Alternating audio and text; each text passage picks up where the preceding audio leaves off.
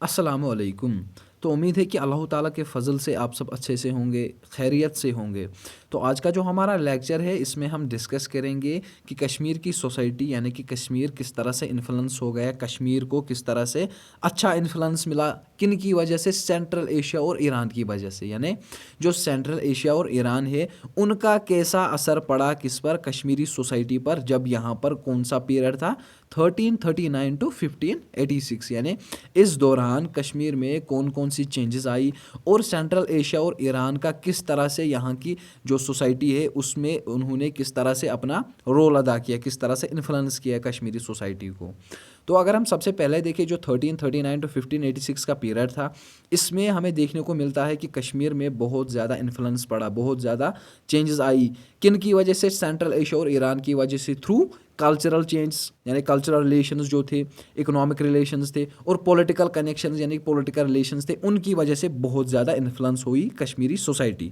और इस पीरियड में अगर हम देखें, इस पीरियड में दो डायनास्टी, दो एम्पायर का राइज हुआ, यानी कि दो डायनास्टी वजूद में आई, जो कि तिरमुरिड एम्पायर थी, यानी ये सेंट्रल एशिया, हम सेंट्रल एशिया की बात करें तो वहाँ पर ये तिरमुरिड एम्पायर थी, और सफ़ाविद एम्पायर कहाँ थी? ईरान में। यानी कि ये दोनों जो एम्पायर हैं ये इनका बहुत ही बड़ा हाथ था, बहुत ही ज़्यादा इन्फ्लुएंस पड़ा कश्मीरी सोसाइटी में, और इन दोनों ने ही इस कश्मीरी सोसाइटी में अपना एक अच्छा रोल अदा किया, यानी कि यहाँ की सोसाइटी को डेवलप करने में, यहाँ की सोसाइटी को अच्छे फैक्टर्स, अच्छे कंपोनेंट्स प्रोवाइड करने में इन्होंने अच्छा अहम रोल अदा किया। और सबसे पहले अगर हम देखिए कि ये जो दोनों एम्पायर थी, दोनों डायनास्टी, ये मुस्लिम थी, मुस्लिम स्टेट्स या मुस्लिम डायनास्टी आप बोल सकते हो।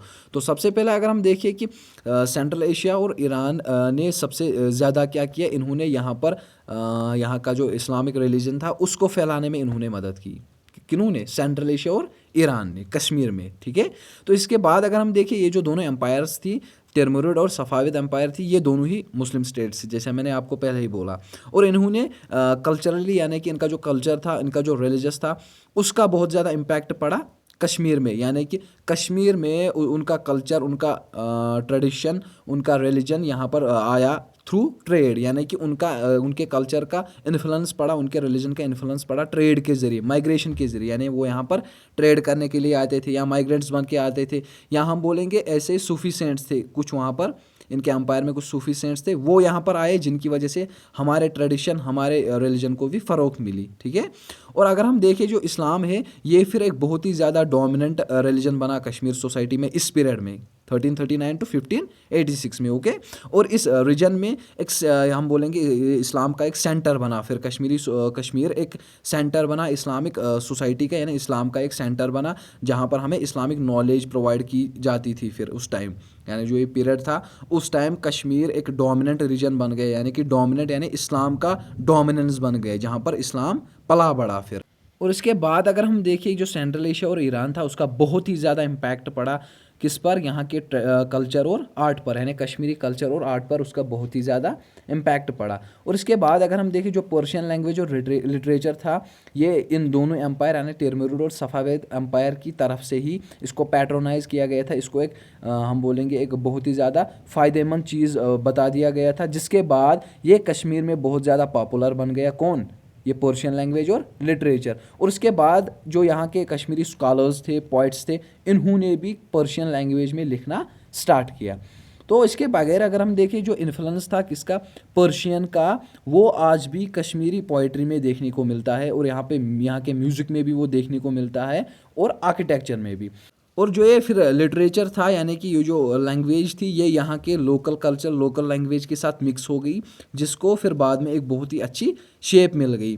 तो इसके बाद अगर हम देखें, जो पॉलिटिकल कनेक्शंस थे सेंट्रल एशिया और ईरान के साथ, वो भी बहुत ही ज़्यादा इंपॉर्टेंट थे। क्यों? क्योंकि ये जो तिरमुरिड और सफ़ाविद एम्पायर थे, इन्होंने मेंटेन किया था, यानी कि इन्होंने आपस में एक अच्छा मेंटेनेंस बनाया था। किसके साथ? कश्मीरी सोसाइटी के साथ, जिसमें इनको प्रॉफिट्स मिलते थे, और ये एक दूसरे के साथ एक अच्छे से बिहेव करते थे, यानी कि इनका जो रिलेशंस था वो बहुत ही अच्छा था। किनका? सेंट्रल एशिया, कश्मीर और ईरान और कश्मीर के साथ, यानी कि जो इनके जो इंटर रिलेशंस थे, जो कि बाद में बहुत ही ज़्यादा हेल्पफुल साबित हुए। क्यों? क्योंकि जो कश्मीर रीजन की इकॉनमी थी, यानी कि इसकी जो इकॉनमी थी, उसमें स्टेबिलिटी आ गई इस रिलेशन की वजह से, और यहाँ की जो पॉलिटिक्स थी उसमें भी स्टेबिलिटी आ गई। ठीक है। और ये जो कश्मीर के रूलर्स थे, उन्होंने भी काफ़ी हद तक मुग़ल अम्पायर के साथ यानी मुग़ल एम्पायर के साथ उन्होंने काफ़ी हद तक क्लोज़ रिलेशंस बना के रखे थे, ठीक है। यानी कि वो उनके बहुत ही ज़्यादा क्लोज़ थे। और ये जो मुग़ल अम्पायर था इसको किसने फाउंड किया था, यानी इसका फाउंडर कौन था? ये भी एक तिमुरिड डायनास्टी का मेंबर था जिसका नाम था बाबर। फिर ये मुग़ल अम्पायर का प्रिंस बना और इसके भी क्लोज कल्चरल रिलेशंस और पॉलिटिकल कनेक्शंस थे किसके साथ? सेंट्रल एशिया और ईरान के साथ। तो अगर हम ओवरऑल में बात करें कि 1339 से लेकर 1586 का जो पीरियड था उसमें सेंट्रल एशिया और ईरान का बहुत ही अच्छा इम्पैक्ट, बहुत ही सिग्निफिकेंट इम्पैक्ट पड़ा कश्मीरी सोसाइटी पर, जिसने यहाँ के कल्चर को भी एक शेप दे दी। और इसमें हमें देखने को मिलता है कि यहाँ का जो ये रिलीजन था, इस्लाम था, ये कश्मीर में चारों तरफ से फैल गया और कल्चर और आर्ट जो था वो भी, उसको भी एक इन्फ्लुएंस मिल गई, उसको भी एक शेप मिल गई और यहाँ की जो पॉलिटिकल स्टेबिलिटी थी उसमें भी अच्छी डेवलपमेंट्स देखने को मिली। ओके। और ये जो पीरियड था ये बहुत ही ज़्यादा हेल्पफुल माना गया, यानी कि ये वो पीरियड था जब कश्मीर की सोसाइटी को, कश्मीर की आइडेंटिटी को एक शेप मिल गई, यानी कि कश्मीर एक प्रॉपर हम बोलेंगे एक प्रॉपर वेल वैली बन गई, जिसमें जो इस्लाम था, रिलीजन था यहाँ का, वो पूरी तरह से डेवलप हो गया। और इसकी जो लेजेसी है, यानी कि ये जो इसकी जो डेवलपमेंट्स है, इसके जो असरात है, इन्फ्लुएंसेस है, इसके जो इम्पैक्ट्स है, वो आज भी हमें देखने को मिलते हैं, ठीक है। तो होप कि आप सबको अच्छे से समझ में आया होगा। तो इंशाअल्लाह मिलते हैं नेक्स्ट लेक्चर में नेक्स्ट टॉपिक के साथ। तब तक के लिए खुदा हाफिज़, टेक केयर।